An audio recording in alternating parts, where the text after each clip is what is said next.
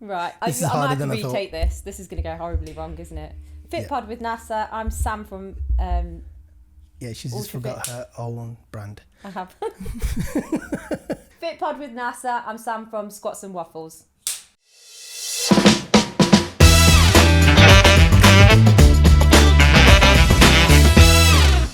Welcome, folks, to a brand new episode of Fitpod. And today we have an amazing person. Her name is Sam from Squats and Waffles. She's a female-only PT based in Midlands. Sam, thank you very much for coming. How are you? I'm really pleased to be here. Thanks, NASA. Yeah, it's... So tell us a bit about Squats and Waffles. The reason why I didn't mention this off camera, because you're quite talkative and you've given me all the background.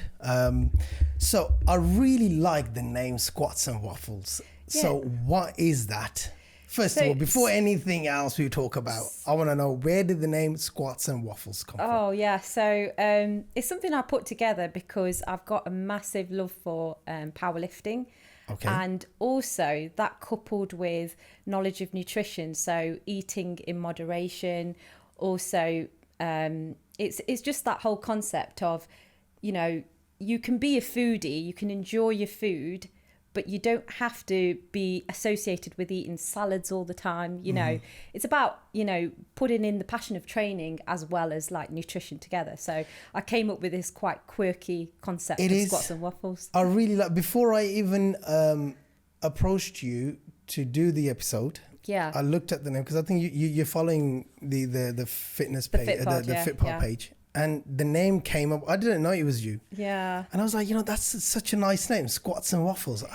It's catchy, isn't it? It's catchy. Yeah. And I really like the logo. So you got the dumbbell, not the dumbbell, you got the kettlebell with the waffle. Yeah. Because I'm from a graphic design background, and when I saw that, I was like, that's quite creative, and I really like that. So you know, that's a question that I'm gonna ask her. What made you come up with Squats and Waffles? It's brilliant. I wish I could name my podcast that, to be honest. Yeah, amazing. Well, who knows? There's a business opportunity for you. Rebranding opportunity. There you go. So let's get straight into it. What's your story and how did you come about fitness? What made you take fitness on before we get into you helping other people achieve their goals? So I've never always been into fitness, actually. I come from a South Asian culture and background as well. Obviously, my parents are Pakistani, immigrant family. They came here in the 70s and so forth. So, you know, I'm one of 6 siblings. Wow. So nice. Back then, as I was growing up in the 90s, being into fitness wasn't even a thing. You know, it was one of those things. See, the problem is with a lot of Asian families, even now, it's not a thing. Yeah, it isn't. So it wasn't a routine. It wasn't a thing. You know, I'm one of 4 girls of the family as well. So it was kind of like, well, girls don't train. Girls don't go into like cricket or football or any of that. Any kind of sports. So unfortunately, it wasn't encouraged by parents and like greater family. But I have to say that my love of fitness sort of came with, you know, after I was 30. I had kind of a bucket list of things to do. I'm also a single parent. I'm a divorcee, and I feel like I had to kind of like delve into that whole zone of kind of thinking I need to be sort of mentally strong. So keeping my mind busy. So the more I got into it, the more I had a love for fitness. So I remember, you know, when I was a kid, I used to get bullied at school.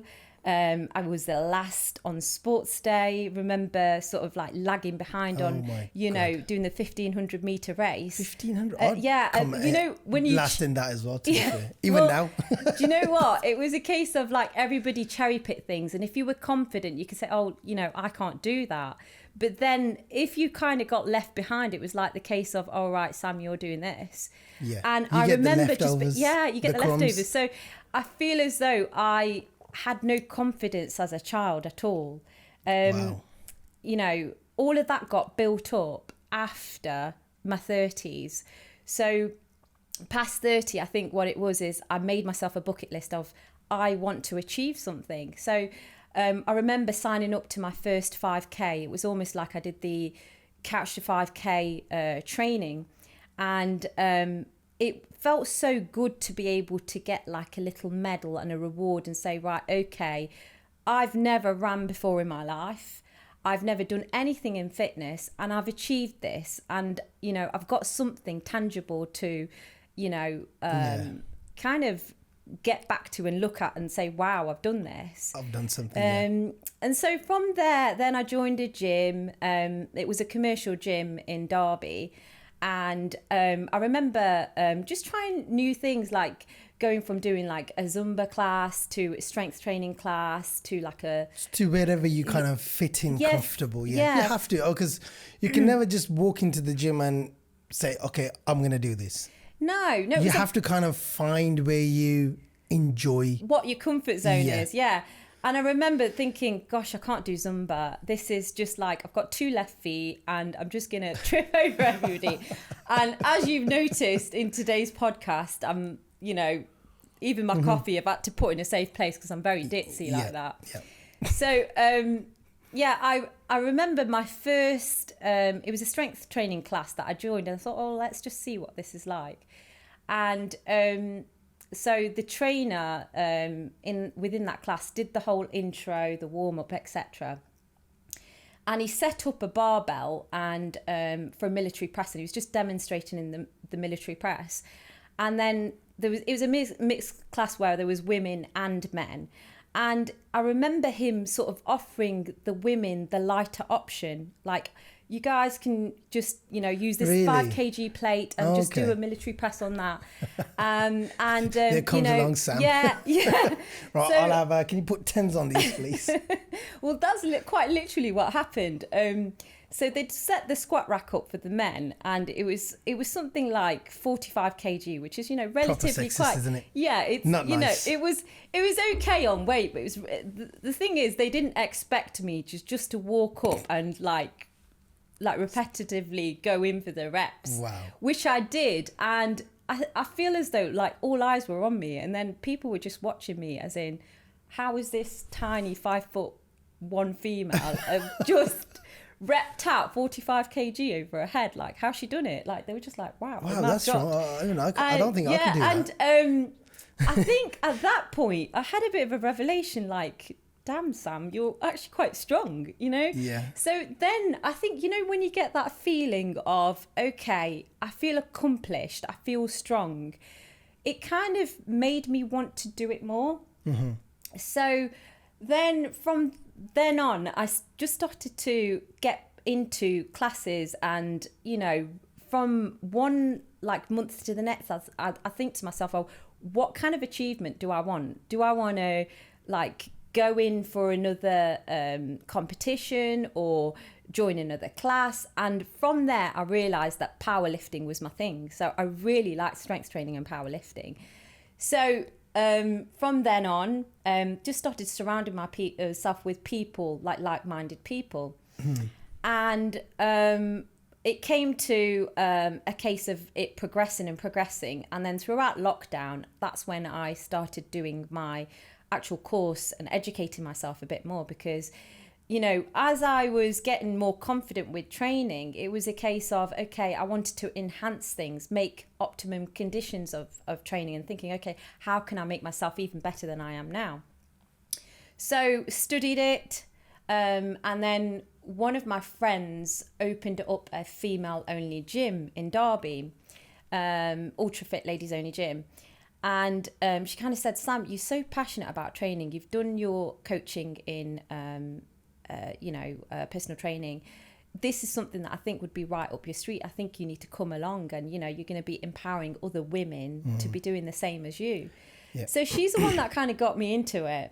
And this is kind of like the second year that I've been doing it. And I've never looked back. I find it so rewarding. It's lovely. What was your life like before you kind of took on fitness, like before 30? What did you do in your spare time? Again, a bit about, you know, when the bullying side of it. How did that make you feel? Like, how was life at that time before? Obviously, so okay, after 30, you found this passion of yours, and everybody kind of appreciated you, and you thought, hang on, this is something that it's kind of engaging with everyone. People are seeing me differently now. Yeah, I think I felt quite like an introvert. I don't think I was very confident with myself. Being bullied, it was a case of people would pick out what you thought your flaws were, and you'd kind of dwell on that and think that you weren't good enough for whatever reason. Life before training, I feel like I didn't have a sense of purpose. I'm a big believer, and this is what I'll say even in the kind of culture that I train in, because a lot of my clients are from the Southeast East Asian culture, and from a sort of Pakistani background, or they might be from an Asian background in general. I feel as though there's so many misconceptions out there, and there's boundaries that people have. You're kind of breaking stereotypes. So I feel the confidence I got through training, for sure. Okay. Yeah. What would you say to those people now? People who bullied you back then? I'd be like, you guys need to lift. You need to come to the gym and let me bully you this time. Yeah. So I'll be like, what can you deadlift? So was it like mix, the guys and girls kind of bullied? And because a lot of people... To be honest, it was guys and girls. But I think, when you think about a bully in general, you think, well, they must be going through a lot in their head if they feel it's okay to, just try and get other people down. That's the thing. I mean, a lot of people have come on here, and 90% of them went through that. And you think, why is it happening so much? Was it, and usually it's the mid-90s, I think, because so far everyone's been like our age. Yeah. But does it still happen now? I think it probably, no, well, in my lifestyle, it certainly doesn't. I think I'm more in control of my emotions, and that's a really significant factor in, evolving as a person, not allowing people's opinion to influence you or your emotions. That's quite a powerful tool to have, really. Even if you do get people that might point things out in terms of your flaws, it's about your reaction to it and you being comfortable and confident in your own skin. It is true. Yeah. It is true. Have you ever met any of those before? Like now? How do you mean? People that may have bullied me? Yeah. I mean, like, for example, on my social media, I've had people that have DM me or message me to say, oh, hi Sam, how you doing, do you remember me, or what have you, and you just think, it's almost a bit like, you remember me? Do you remember me? I do. I don't want to, but it's more of the fact that you see, oh, okay, well, that person 10 years on or 20 years on, they're doing something completely different, and it doesn't even matter what they're doing. It's not relative anymore to your goals, so it doesn't matter. But does it still come across like you think, you used to bully me back then? I think on a psychological point of view, you can think about it, but I think it depends on where you are in your life. If you've got a set purpose, what your goal would be, mentally you don't get worried about it anymore. And that's what I try and instill into my clients, that it's about goal setting, making sure that you're being very channeled in where your energies go, because you're very much in control of that. See, when it comes to your clients, have you had anybody from like a similar background as yourself? Like, think, okay, that's happened to me, this has happened to me. Yeah. okay, this is what you're going through right now? Yeah, I've had women that have had challenges to go into training because they've always been told that girls shouldn't lift weights because you'll become bulky. or you'll I wish it was that easy. Yeah, exactly. I so wish it was that easy. So that's the common thing that I come along. And it's about re-educating people that it doesn't just, you're not just going to become like an Arnold Schwarzenegger overnight. I mean, for example, especially on your diet, if you've got no regard to protein intake, muscle mass building is a big process. It takes a lot of time. It takes a lot of time and effort. Yeah. So I think, it's nice. It's endearing when I see people and I think, I can put myself in your shoes because I was there once before. Just how you said, do I meet people like, how I was back then? Absolutely, I do. I remember being the first person in the gym and being very, very intimidated by the gym environment and just thinking, gosh, I don't think I want to go to that machine because I used to call it that machine. I didn't know it was like was it that bad? Yeah, didn't know it was a lat pull down or, a leg press or whatever. And it would just be like, oh, I don't know if I want to approach that machine. I'll just quickly go to the treadmill. That's my comfort zone. I'll just step on the treadmill. See, that's a big, a taboo with a lot of people who start off. Yeah. They're very scared of asking questions in the gym. Absolutely. It's like, why is that? I think it is a confidence thing. But I think it's a machine. It's with anything. Yeah. When you go to school and when you don't understand a topic that you'll ask the question, you're not going to skip it, are you? Yeah, of course. I mean, this goes with any trade or thing. Yeah, you would ask, you'd read the manual. Yeah. Usually there's a little how to. Yeah, there is a how-to guide, but obviously when you go to a gym, you normally get an introduction anyway for the machines.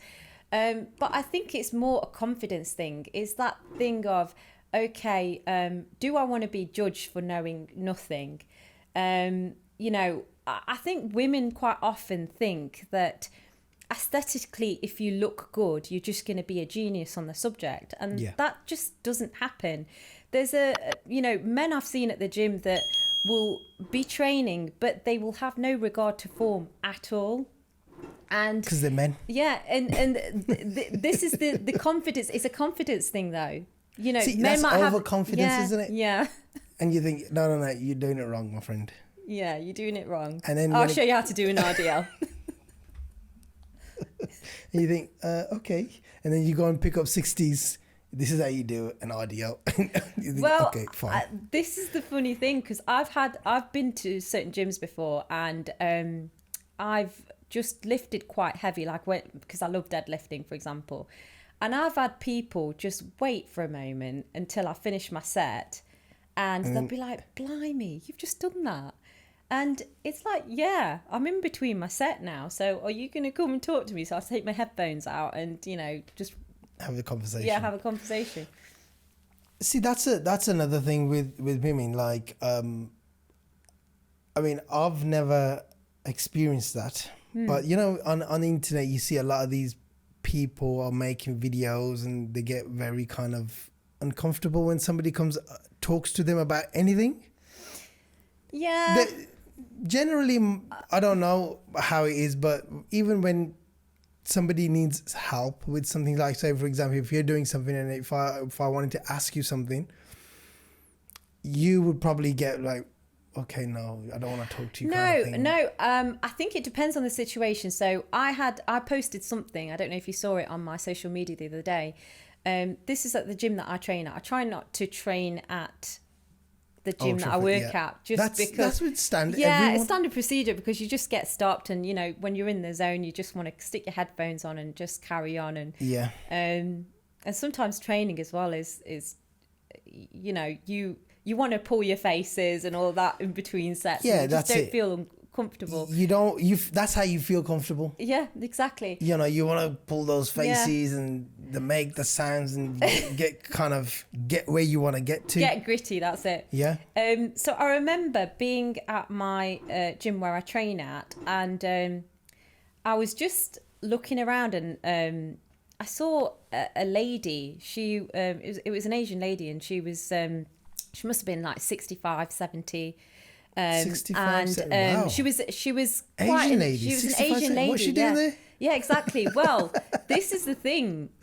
She was using barbell clips as a grip developer. So she was just sort of like swinging off of that. And then she went up to a lat pull down machine. And again, she was swinging off the lat pull down machine. And it felt really quite sad that, you know, she just was going from one machine to the next and not knowing what to do. Now, this is the thing, like, there will be people out there. So what did you do in that situation? Well, in that situation, I did go up to her to ask her if I could help. But there's people Did she give you a dirty look? No. Luckily, she didn't. But it's about being approachable. And I think what it is there's some people that will just walk past that situation and have a little giggle and also... Yeah, go on, carry on, sorry. You know, it'll be a case of, okay, well, we were all there one day. You know, what's it take just to be a bit friendly and just say, okay, well, you might not be doing this right, or I can show you the right way of doing it, or this is useful such and such a purpose. It's to stop the weights falling off. Yeah. But to be fair, you still can use it. I think she's probably being creative.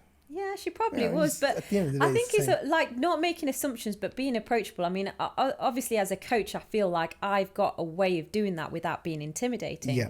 But I think also never be judgmental at the gym, because there will be some people that are starting off, and you don't know what it's taken them to get to that stage.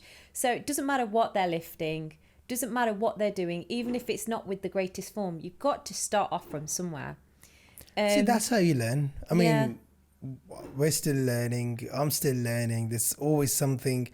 I mean, a lot of people say to me, why don't you make your own podcast? Just like little snippets. And I'm very, very no. Because I don't want to be giving out wrong information just by mistake. You know, okay, let's talk about, I don't know, say weight loss. Yeah. Now, I've done it, been there, done it, but I've done it under the guidance of my coach. Now, okay, calorie deficit, some basic tips.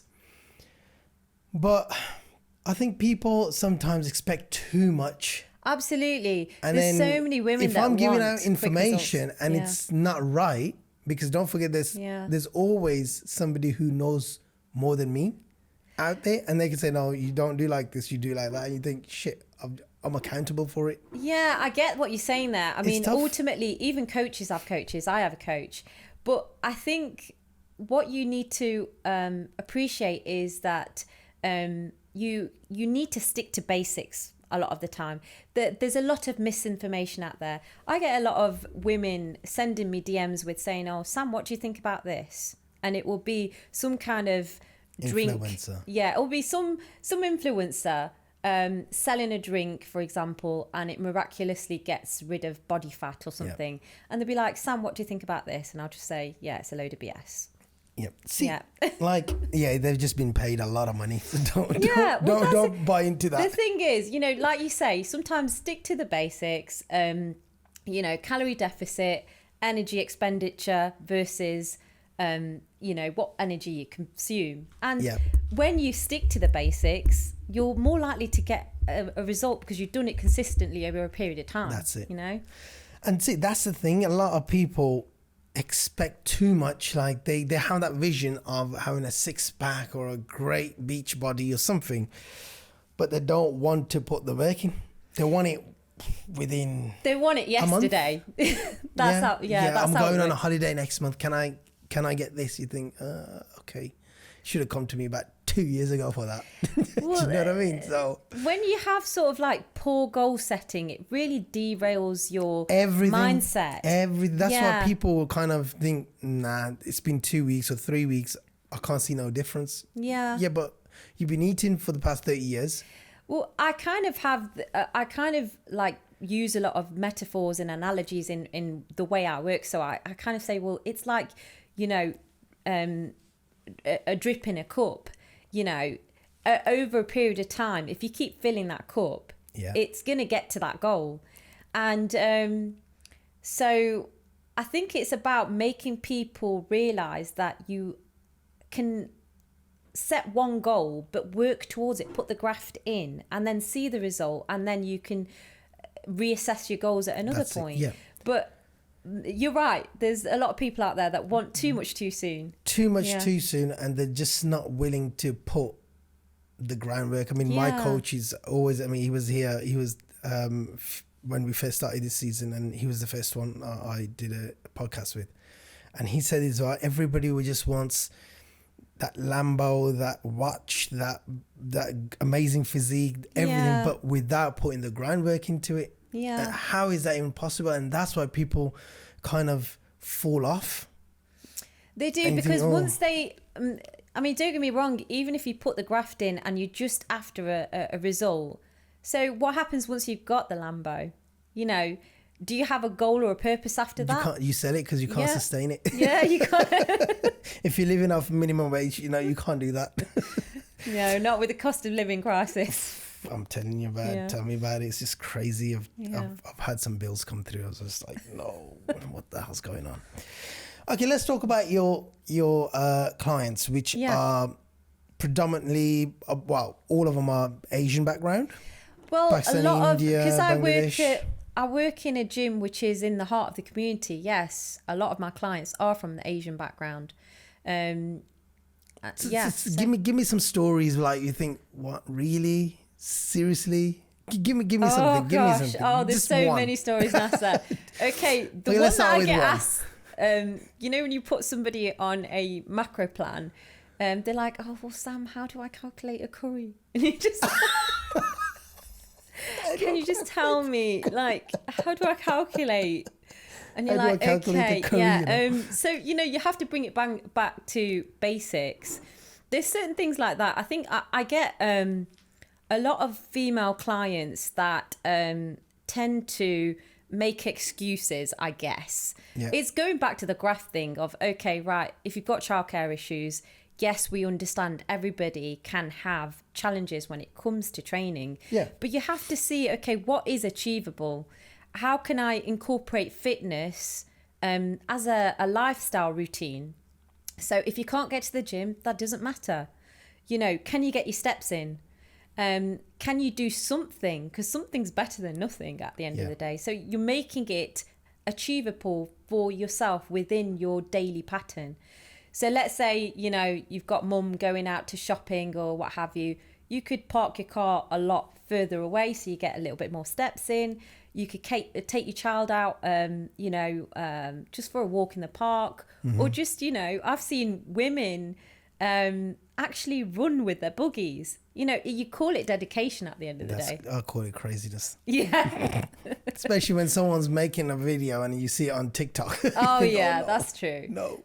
See, that's another problem. People are very scared of doing certain things because they just in case they end up on these social media platforms, because you see so many stuff and you just hilarious. It's true, but it's about being comfortable in your own skin, isn't it, at the end of the day? I mean, they are, but then when someone starts making fun of it and it kind of hits the social media platforms and it goes kind of out of hand, and then imagine you were doing that, you'd be like, shit, I'm never going to do this again. Yeah, it's true. You know, things like that do put you off, but this is where we train at UltraFit, it's a women's only environment. So, you know, women can be comfortable in what they wear, for example, you know, they don't have to be worried about taking the headscarf off or what have you. So it's things like that, you know, those boundaries are taken, you know.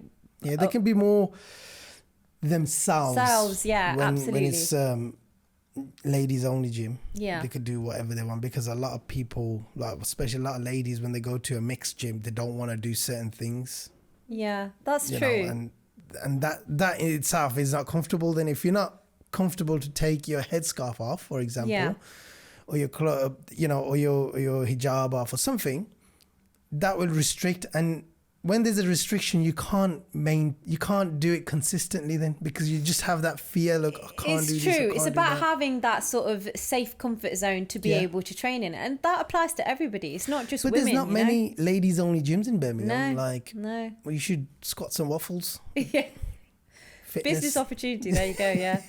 Yeah. There's lots to be said about, what people's hang-ups are. I mean, I started at our gym, I started a lifting club for women, and that's something that's quite unique. So yeah, we do that on a Saturday, and it's amazing at like the kind of feedback that I've had from clients where they're like, we were never comfortable to come to that side of the gym, and we're in our comfort zone at the cardio side, just on the treadmill or what have you, the cross trainer. And it's nice to see those women try new things, but they feel like they're not being judged because they're in their comfort zone. Yeah, everyone's kind of same. Yeah. I mean, I used to be like that. And then I thought to myself, look, everyone's in a gym for a reason. I'm here for a reason. So why would somebody judge me? Because no one in here, you ask anyone, everyone's gonna be like, okay, I'm not happy with this and I'm not happy with that. So no one's perfect in the gym. No matter how good they look, there's something that they are not happy with. Yeah, of course, like people are never 100% satisfied, but I think that there's also like people are overthinkers. What you need to appreciate is that when somebody's training, they have their own focus. They're not really staring at other people. Yeah. Like you'll be amazed at like how women overthink. And so it's just breaking that sort of thought process that it doesn't really matter what other people are doing. You've got a focus. You just concentrate on what your focus is and you'll get a better outcome. Yeah. Do you reckon that happens more in a commercial gym or more in a underground gym, like a private definitely gym? In a commercial gym it happens, where there'll be preconceptions of, okay, that person's watching me, so why are people so scared to go to these underground gyms? Because there might be about 5-6 huge lads and 2-3 huge women, but people are very intimidated to go there. And those are the gyms that you will get the best support. I mean, absolutely. My gym's across the road. Yeah. And there's a mixture of people there. Everyone, it's an absolute amazing community. It's aesthetic, health and fitness. Yeah. It's owned by Wahid. You probably heard of Wahid. He's a very well-known Asian PT in the industry. And you get all sorts of people there, from skinny to big to powerlifters to bodybuilding championships. Scott is a British champion. He comes here. They were here. I've just released their Swench guys. I just released their episode last week. Wahid himself. So you've got all of these people with amazing achievements, but when you speak to them, they're absolute amazing. Full of knowledge, help you no matter what. Even if it's you got 5 kilos, you're pressing. It doesn't matter. This here, it's like it's an amazing community, and that's one of the reasons why I'm looking for a house next door to the gym. Yeah, it's that whole fear, isn't it, Nasser? That like people assume that people that are bodybuilders or incredibly hench, that they're somehow not normal people. Yeah. In fact, they are the ones that are going to help you. Yeah.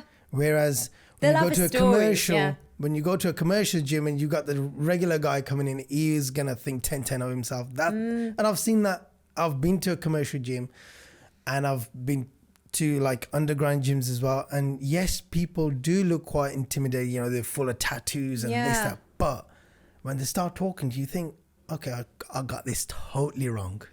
Yeah, that, it's 100%. I think that people from commercial gyms, you'll get a whole array of people, but you know, at the end of the day, it's going to be an affordable gym.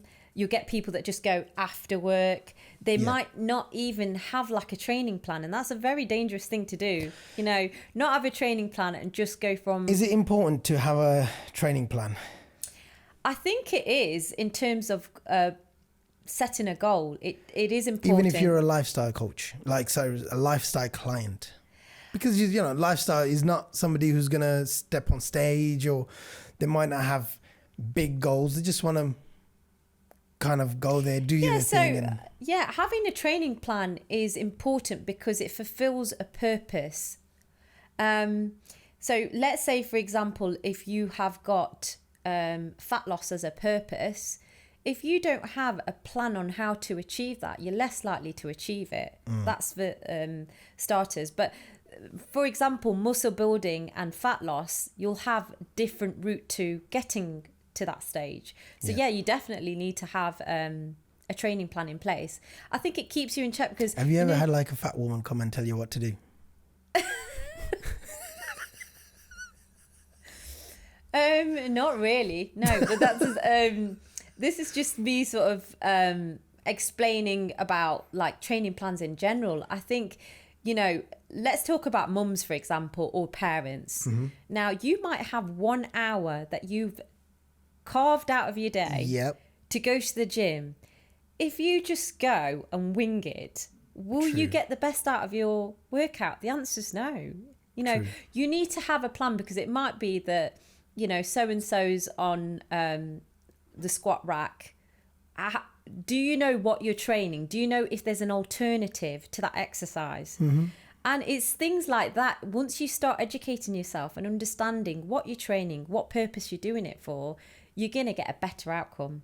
True. So, answer the question, no. I've never had a fat woman tell me how to train at the gym. Because usually the fat ones know everything. But anyway, how do you keep your clients motivated? Say out of 10 now, you've had 10 people come through the door,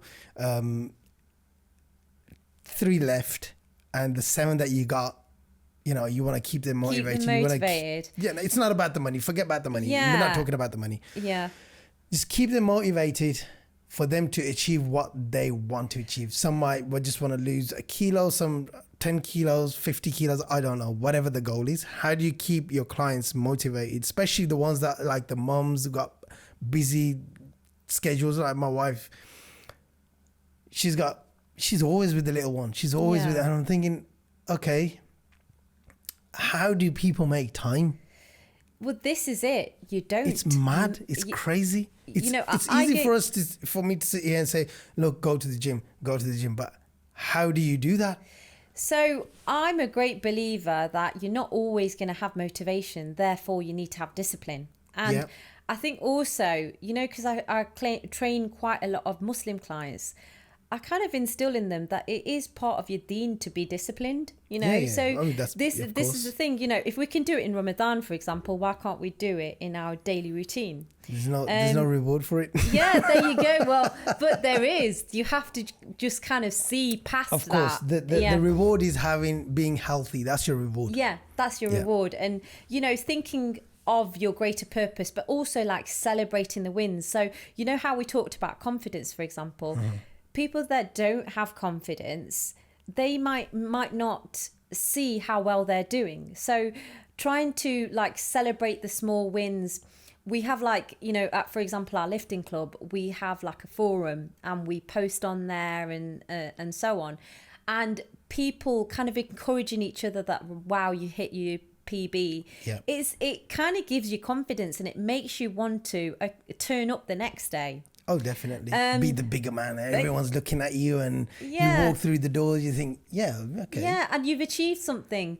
But also to realise as well that not everyone's there for the right purpose, the same purpose. Yeah. You know, some people might be there to enhance, like their mental health, for example. Some people might do it to get a PB, others might be there for the gains or the weight loss. You know, there's so many different purposes, and just to realize we're all different, but you know, we've got this common goal of trying to achieve something better for ourselves. Yeah, you know, being better than yesterday. Yeah, that's it, absolutely. So what are, like, especially with Asian women in our communities, the issues that come with fitness, or the myths and the misconceptions, and oh, I don't want to do this, I might, you know, what are people going to say? Oh, there's that is an issue where people think that, right, women shouldn't train at all because they're going to become buff, or it's too masculine. That's the thing. So I get that a lot. I get women that want to just spot reduce fat. So they'll be like, oh, Sam, give me a program where I can just lose my belly. Or my double chin. Or my double chin, yeah. Or I don't like this about myself. And I'm like, you know, whoa, hang on, I'm not a plastic surgeon. Yeah, so I'm not a magician. I'm not a wizard. I can't do that. But I can teach you how to be confident in your own skin. But also, like, think about it as, you know, it's a marathon at the end of the day. You know, you've got to start investing more in your health and seeing the longer outcome from it, and understanding how all of it works. Once you understand it, it just doesn't become a chore anymore. It automatically happens. Like, I've been doing it for what now, 7 years, 8 years now coming up. And it's like, I have to do something just so my day goes okay, regardless of what happens outside the gym. I know mentally I've done something, you know, and it becomes like that without you knowing it. And when the day you don't do anything, you think you've not done, you haven't achieved anything. It becomes a routine. That's it. And I've got some women that will be there outside the gym in their car at 6 a.m. in the morning. And you're just like, wow, that's really inspirational, because you don't know, from you turning up at the gym, who else, like, you share that with somebody from your family or your friends or whatever. You don't know who you might have inspired, because you're thinking out of the sort of normal conventions of when to go to the gym. I mean, usually most gyms are rammed sort of after 5. Yeah. But, you know, it's trying to keep it within your means. Okay, I can't go after 5, but can I do it before my you know, work starts, for example, or on a lunch break? Could I go on a walk? You know, there's so many different ways. But the thing is, like, 90% of people will come up with excuses. Of course they will. Yeah. No, I can't do this, I can't do that. Oh, I sleep at this time, I sleep at that, I've got this to do, I've got that to do, you know. But does it help? The excuses, do they help anyone? I think sometimes you have to keep people in check. So obviously I've got weekly check-ins. Yeah.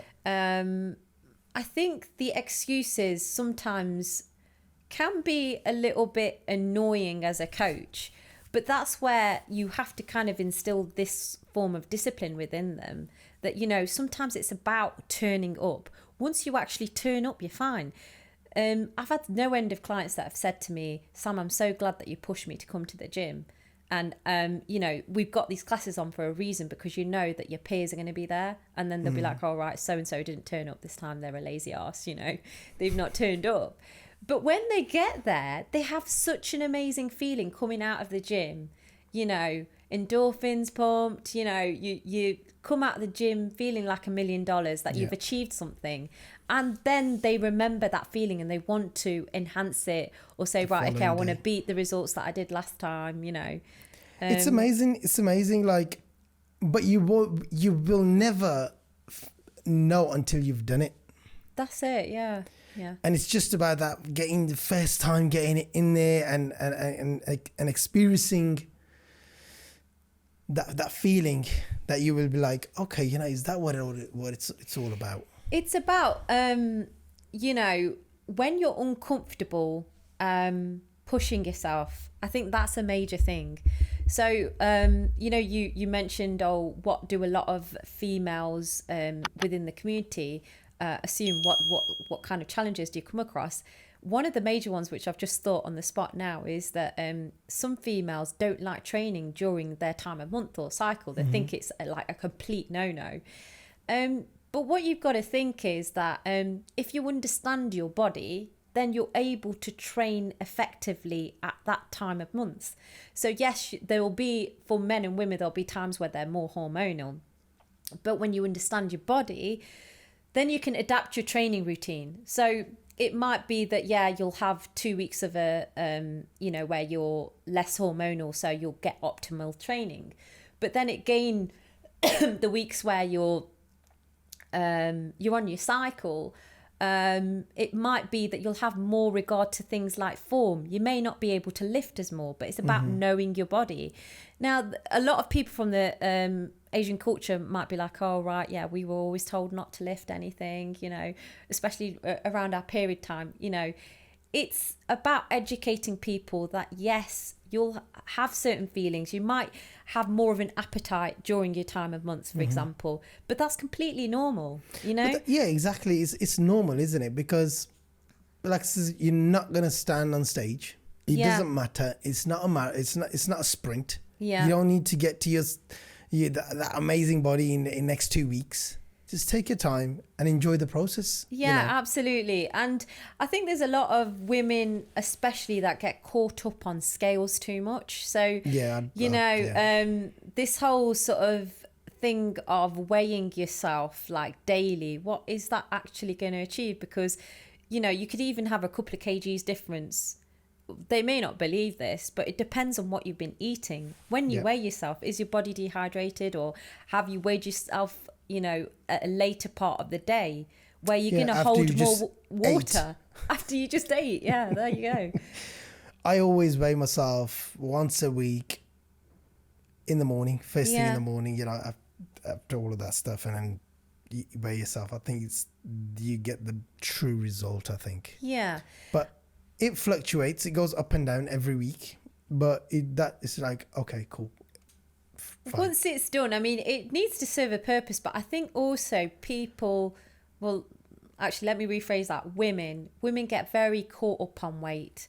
Yeah. And, some women, they won't believe what I weigh, and they'll be like, gosh, you don't weigh that. And you explain the difference between muscle mass and, body weight being a combination of fat, water and muscle, and how your body will react to certain foods that you eat, and not really being too caught up on a number, because what will that actually achieve? Because it's going to achieve a negative mindset for you.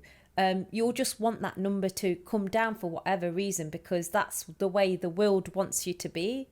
Once upon a time it was fine to be skinny, but now the way the industry's moving, women shouldn't really be too concerned with that, because BMI isn't even the best indicator of a healthy person. I personally think it's visually what you see visually. Absolutely, yeah. Because I've been fat at 84 and I've been totally ripped at 83. Yeah, 100%. And I've got many clients that have been like that as well. And I think this is where I say you shouldn't be caught up on weight, because it's just an indication, isn't it? Yeah, it's body recomposition at the end of the day. You should be comfortable within your own body, the way you look, how you feel in clothes, and that should be the extent of it. I've had people that have given me unrealistic goals to say, oh, Sam, I've got a wedding coming up. There's a shadi coming up. Can you help me lose 10 kg? And you're like, wow, okay, that's a lot of weight. How long have you got? Give me £1 million. Yeah. Give me £1 million. Can you? No? All right. I can't help you then. Yeah. Simple as that. Do you know what I mean? Like, it's just so unrealistic. It's just unbelievable. Yeah. It makes me think sometimes, what makes people think that? Yeah, it could be. What makes people think that you can lose 10 kilos or whatever it is in this X amount of time, and they've never been to the gym in their life? You think? Yeah, but it boils down to things like social media, for example, the way things come across, like, you'll have the slim fast diet or, Slimming World, which is, don't get me started on Slimming World. Yeah, go for it. Slimming World that tells you that it's okay to eat as many potatoes as you want. Is it? They're free food, or, they have red and green food. They label food, which is, again, the worst concept ever. Labeling food as bad and good. It shouldn't be like that. It's about good and bad quantities. It's not about saying, okay, geez, you shouldn't have had that Kit Kat. Well, how many calories are in the Kit Kat? 99. It's not even a big deal. You could have it as a pre-workout. Do you know what I mean? It's not... Yeah. It shouldn't be seen as, okay, a food has a bad label. Yes, it might not be nutritionally dense, it might not have the nutrients that, for example, an apple has, but it's about educating yourself. But one day it might be a case of your mood is down and you actually need that Kit Kat really badly with a cup of tea, and it will solve all problems in your life, So go for it. Yeah, have that's to. it. Have to. If it's in a month, have to. And you're not going to have another one for a month. It's cool. That's gone. Yeah. But that's a problem, isn't it, with a lot of people? It's just, I'm not gonna have this. Well, you can have whatever you want, but like I said, in moderation. Yeah. And that's how I've kind of my diet has been. Like, sometimes people see me eating like a chocolate bar. You think, you're not supposed to be on a diet. I'm never on a diet. This is the thing, the word diet. I actually hate the word diet because it shouldn't be called that. It should just be, your way of life. What do you eat? That's it. I eat my set meals, which I have. I say, for example, out of 20, I'll have my 18 set meals. And I'll have those 2 meals, and, I like to have my steak. Yeah. Every week. Who doesn't like a steak? I need my steak every week, regardless of what I am on. And then I know how to kind of adjust during the week to kind of compensate that. So I've not gone too much out. Yeah. You've not derailed your progress. Yeah. So I think it just comes with time and effort and some experience over time. But how does fitness have the effect on mental health? Because Asian, again, really, the reason why I want to talk about Asian women is you're the first female PT on the show, and you only coach females, and it's a big thing with Asians and fitness, and they rather stay quiet and go through the mental issues than to kind of come out and do something about it. So how does fitness affect mental health in Asian women? Oh wow, so this is a subject that I could talk to you about for days. Mental health, I mean, women in general don't like to talk about this subject because I feel as though it's something that can be very personal. I've had many clients over the years that have suffered from mental health problems. Recently had a lady with ASD, autism. Wow. And for her, I think it was about that realization of, she was quite open with telling me about it, especially when we started off. But I think it's about, for her, understanding her condition, that, she sees things in black and white. She needs more explanation. But you have to be very patient with those sorts of clients. And also thinking that, one rule doesn't fit all people. Being quite approachable and understanding of their condition. That's the first thing. Mental health, I mean, let's just talk about the science of it. There's so much evidence out there that training in general enhances your mood. It decreases your stress levels. It gives you routine. There's so many health benefits to it. And it's about you know, a lot of these people that do have mental health problems, coming to the gym itself is a getaway. It's like a bit of a sanctuary for them. And they'll see that it's completely normal. There are other people that are suffering the same sorts of conditions. And, you know, trying to have a zone where you can just be yourself and not think about the anxieties and the hang-ups that you might have. I think that's really important. And, you know, I've seen it no end of occasions where people actually offload on you. It can be quite sad, you know, to hear some of the stories, but you feel as though you're a friend to your client. And that's important to just, you know, for a minute, just pause there and think, right, okay, well, they're going through a lot. They're coming to me for a reason. And, you know, you could have such a great impact on their mental health and well-being. Of course, definitely. Yeah. And I think that's where there's only a handful of PTs who can actually do that. You know, they can actually have that relationship where you're not just counting reps for someone, but giving them or being there for them through tough time. They might just come in, not have the best of workouts, but because they've had that conversation with you, they feel better for it. Yeah. And this is the thing, you underestimate that people open up to you. You know, they may not have anybody to talk to you. I'm not even a PT, right? Yeah. And just with this show, I've had people open up and I'm like, whoa. Yeah. Really? You know, people have tried committing suicide, mental health.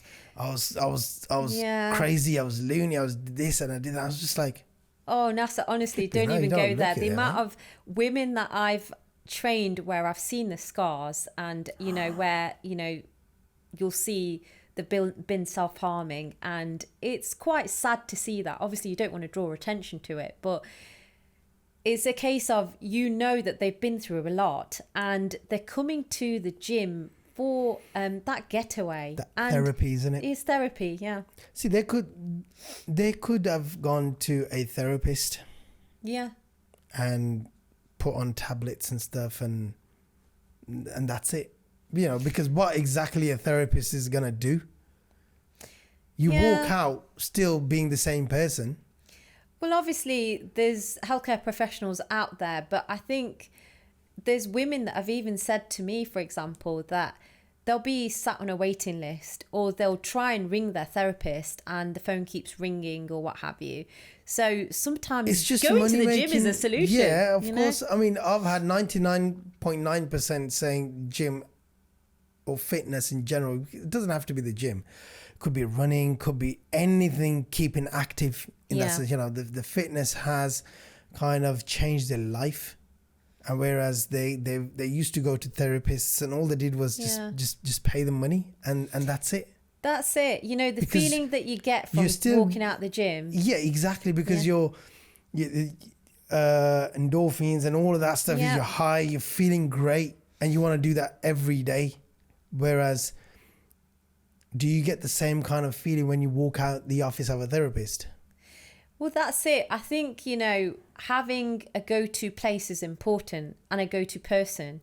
So not everybody will be comfortable with discussing things with their friends, family. And so just being approachable, that's a major thing. Yeah. And knowing that you'll be okay and safe in a certain environment. So yeah, I've had people that What's the outcome? What's the outcome? Your best outcome, for example, with one of your clients, you think, you know what? Of course, like I said before, everyone has their own journey. Yeah. Right? Everyone is bettering themselves from yesterday.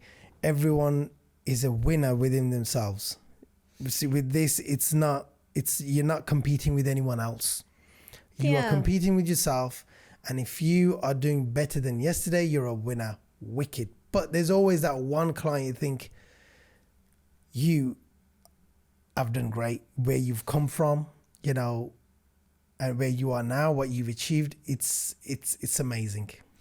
I think where people have been really losing their confidence, that's one key thing that I would say. That I know that particularly with the lady that I trained, that she's got autism, she has now moved town, but she's actually training independently, and that's a massive thing.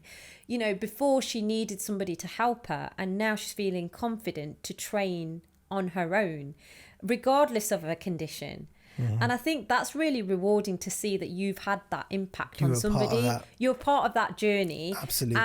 And that person wouldn't have gone into a gym on their own and thought, right, okay, I can be just like everybody else and train comfortably. That's really important. I've had like some lovely feedback of so many individuals, and it's nice to see what kind of an impact that you've had, that they've got the confidence, they know what they're doing, they've got a set plan, and you know, they're well on their way of being a happier person. Of course. And that is, like I said, you know, that is probably the most rewarding thing ever, knowing that you were involved in that journey, in that, you were part of that journey, and you were one of the main parts in that journey. Not just being a part of it, you know, being part of it, anyone could be a part of it, but being that person who, you know what, I have that person to go where they are now. Yeah, absolutely. It's nice. I mean, obviously you can't wear it like a trophy to say, right, okay, no, of course not. I'm the reason this person but why not? Yeah. Why not? Because you've changed someone's life. So yeah, talk about that. Yeah, absolutely. That is something to be proud of, not necessarily show off about it, but being proud of it and wear it like a trophy. Say, look, yeah, this is my achievement. I helped someone overcome this thing. Yeah, it's different in every situation, I've got to admit. It depends what they wanted to achieve in the first place. But I've had women, for example, that have had eating disorders, and for them to have a positive relationship with food again, that's a massive thing. Is it with the waffles? They need to eat more waffles, probably. But, you know, I quite often get people that don't understand that it's okay to eat more if you're training for a certain purpose. There's some people that don't fuel for training, and I think it's nice to see, I mean, in this particular situation, this lady had put on weight. She needed to have put on weight. And it was nice to see her relationship with food, you know, develop, that it's okay to indulge every now and again, and you don't need to think about food negatively. See, that's the thing. Some people ask me, how do you put on weight? It's like, just eat more. Eat more, bro. Which science do I have to explain? But a lot of people just start eating anything and everything. Well, this is the thing. My nephew, he's going to be listening to this anyway. I'll make sure he listens to this. Yeah. I'm bulking. So what are you eating? Yeah, I'll have a bit of fish and chips now. I'll have this, I'll have that. I said, you're doing it wrong. That's not the way of putting muscle on you. No, it's about looking at quality of food, I think. If you're looking to put on weight, it's that whole flip side of, you know, the calorie deficit thing. So this time you're having a calorie surplus. Yeah. So it's about making sure that you track your food. So do you know what's on your plate? Is that quantity enough? So it goes back to the whole stage of when we were little, we had, you know, say when we were doing our handwriting, we used tracing paper. You know, it's that same concept of, okay, well, we're going to have to monitor what we're eating for a short period of time. We may have to weigh our food or look at portion sizes. It might be that you will look at a different approach in terms of volume eating, for example. So what's on my plate? Can I make that food more calorific by not eating too much in quantity, for example? So which foods are more calorie dense? Could I do it that way? So again, it's about educating and making sure you understand what food sources and what you have on your plate. How is that impacting on my calories? You know, so I definitely think it's about bringing it back to trying to have an awareness of what you're consuming, really. Somebody else said that to me as well. And I says, look, my question to him was, do your clients always have to weigh their food for the rest of their life? because that's what people think, right? And it says no. If I give you a pen and a paper, so and it's ask you to just draw an iPhone. Yeah. Right? Would it be close or would it be quite far out? So without the phone, it'd be quite far out first time. It says, okay. And then the next time I gave you the phone with the paper and I said, look, trace this now. So you traced it, it's perfect. Right? And then I took the phone away. Next week, you're going to trace it without the phone. Yeah. And the week after that, and a week after that. Eventually, you will come very close to tracing it exactly how it was. That's it, yeah. You'll never be 100%. You'll be 10 grams out here and there, but that does not make any difference. Again, it depends on goal. Look, if we're talking at bodybuilder level, yes, at that level, it does count to be. Oh God, don't even go there. At the level of grams. Making sure your intake of every macronutrient group. That's a stage. That's fit for a purpose. But at a level where you're trying to create better habits, you might have eating with intuition. You will know that certain foods might be more calorie dense. So I'm going to avoid them if it's for a fat loss goal. Or if I want to put on weight, I can add nuts to my porridge, for example. I can add dried fruit to my porridge. Small changes. Yeah, small changes. It's just making those small changes to get to that outcome. And yes, you might have to track for 2 weeks, a month max. But then, a lot of the people that do train, they realise that your eating patterns are quite similar. Let's talk about cereal, for example. How many people eat 5 different cereals? You normally have your favourite. I have my eggs. Yeah. Yeah. I haven't touched cereal in years, to be honest with you. I use cereal as a pre-workout mainly. Normally Rice Krispies. They're high in sugars and whatnot. Yeah. But to be honest with you, I haven't had cereal in years. I usually just have lots of eggs. More eggs, the happier I am. Eggs are just amazing, aren't they, at the end of the day? So it's that misconception of don't eat too many eggs. Oh, I get that a lot in the Asian culture. Oh, don't eat too many eggs. You eating 8 eggs every morning. This is, Some days I'll have 16 egg whites and they'll be like, wow, you've had 16 egg whites. So why would you have 16 protein, eggs? Hang on. Why would you want to have 16 eggs? Yeah. Explain yourself. It's just it's not 16 eggs, is it? It's having the egg white content. So egg whites in general are very lean. So if your goal is to up your protein for the day, egg whites might be your go-to place because you might not want to be chewing a chicken breast for 15 minutes. Yeah. You might just want to quickly have your eggs or have a shake or whatever, and you've hit your goal.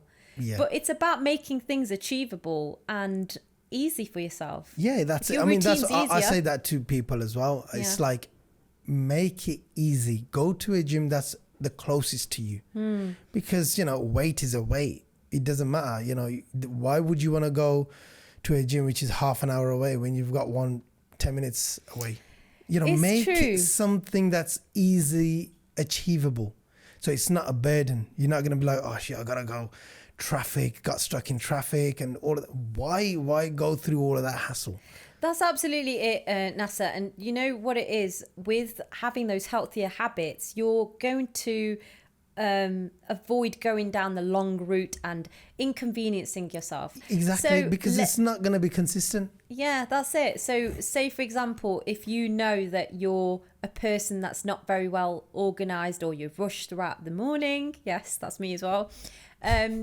Best thing to do is spend the weekend, clear your kitchen worktops, put the food that like your healthier snacks, do your meal preps. That if you're having a rush day, you could even get something out of the freezer which you've already prepared. Yeah. And just make it easier for yourself, because then you're actually preparing yourself for that situation where things haven't gone to plan. It's just convenient, isn't it? Yeah. Just have everything convenient. That's how you can stay consistent. If you try and be clever and every meal, you're not going to do it. It's impossible. I mean, I've been doing it for the past, say, 4 years. I mean, I'm quite fortunate. You know, these guys make my food and everything's weighed out to the T and whatnot every single meal. But now I know when somebody else makes it and they do my rice, I can tell that, hang on, this is not 150 gram rice. Yeah. But I'll eat it. It is what it is. But I'm quite fortunate, you know, all I have to do is give my plan to these guys. That right, this is my new plan, guys. Yeah. Every time I come in here, I need this done. So the funny thing is, like, my siblings are into fitness as well. And when we go over to mum and dad's on a Saturday night, 'cause we all meet there for food, everybody's into fitness now, which is great. It's cool. It's cool. But my brother will be like, "Oh, Sam, have you got the scales?" Like, now we keep a set of scales at mum and dad's house. So we're like, okay, right, if we've got some rice, we'll just weigh it out. All my shops, they've got scales, every single one. So I just walk into any one of them. They'll make my food fresh. There's weigh it out. Happy days. But it's not the end of the world if somebody doesn't weigh it. It's cool. Isn't. I mean, there comes the point. This is the whole tracing paper kind of tell. Analogy that you can eyeball food and just be like, okay, that's roughly that. And you will be at that stage at some point when you're at maintenance level, but it takes a bit of a progression to get to that stage. Yeah. I mean, you have to be really sort of careful not to over obsess over things. But, you know, when you have an awareness of food, then you'll be like, okay, right, if I need to make 20 grams up of protein throughout the day, I could do it in this and this way. So, right, okay, check what mum's got in the fridge. Has she got 2 baby bells? That'll be 10 grams. There you go. Job done. Job done. Yeah, exactly, you know. But before we finish, I'm going to ask you a couple of questions from our cards. Yeah, go for it. All right. Shall we mix it Make first? it a good one, Nasa. Well, I don't know, because I don't know what's going to come out. So you choose. All right, this is me choosing. You need to pick one card first. Read the question and then answer it. If I could go to any college or university, which one would I choose? Oh, that's rubbish. Let's choose another one. Okay, go on then. Choose a different one. Go for another one. Oh, what is a regret you have? Oh, this is that's a good one. That's a good one. My regret would be not starting strength training any earlier. God, I would have got to my 150 PB on deadlifts way sooner. No, honestly, I think that's what my regret would be, because if I'd have got into fitness any sooner, I feel as though I would have made more of an impact on more people. Doesn't matter what you do. You know, you could be into, I don't know, cricket, netball. You could be into any team sport. You don't have to be into a certain style of training. But it's about, like, you know, just trying to be the best that you can be, you know? Be the best version of yourself. So, if I had a regret, I'd say definitely that. Pick another card. Let's go. Pick a good one this time. Where would I like to go on my next family vacation? That's Egypt, isn't it? Yeah, well, I'm going to Egypt soon. Right, let's pick another card. Let's pick another card. Right, last one. Last one. What about the next year are you most excited about? Oh, that's a good one. Well, I think next year's going to be good. I've got lots of things up my sleeve. I think with next year, some of the women out of my lifting club, I'm going to try and encourage them to go into amateur competitions, because it's So I've been working with some influencers at the moment that are running female only powerlifting competitions. Oh, brilliant! And I think that is really interesting, because women have this whole thing of, right, okay, we shouldn't be in this field in the first place, but trying to get them to understand that when you've got a like a goal or a purpose, you're more likely to work harder towards it. So yeah, I'm looking forward to that. I think trying to get more people into that's good. Pushing them into really going out a new kind of vision towards for next year. Yeah. And I think that'll really help overcome a lot of people think, okay, I've been doing this. Let me try to do this as well then. Yeah. I think, you know, when you lack confidence, if you've got something to work towards and you're as high as anything once you've achieved that result. And that's what I want to do. I want to get people to be more confident. Brilliant. So 100%, I'm looking forward to that. Yeah. Well, Sam from Squats and Waffles, it's, all great things come to an end. Yes. And fortunately, we could sit here and talk all day. But I just want to say a massive thank you for coming. No, thank you. And if you want to share your socials and some packages of what you do so people can kind of relate to it, how much does it cost for you to hire you? So if you want to give that information so people can contact you. Yeah, absolutely. So I'm currently at UltraFit Ladies Gym in Derby. If you guys want to find my page, it's Squats and Waffles.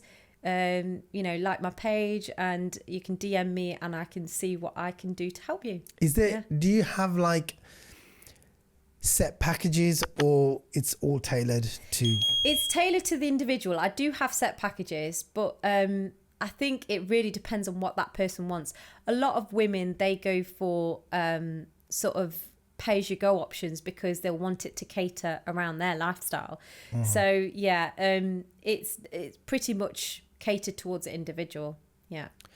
Brilliant. Once again, Sam, thank you very much for coming. Thank you. And I hope someone who's watching, listening, does get inspired, does make a change for the better, and contacts you or anyone near them. And that's the whole purpose of this podcast, is somebody who's listening gets motivated, inspired by your stories, by your client stories, and makes that positive change, and that's happy days for us. Yeah, that's the main goal. It's a great inspiration to see people go from strength to strength. I love it in my clients. Yeah, it is. Yeah. Thank you very much, and God bless. Thank you. Thank you.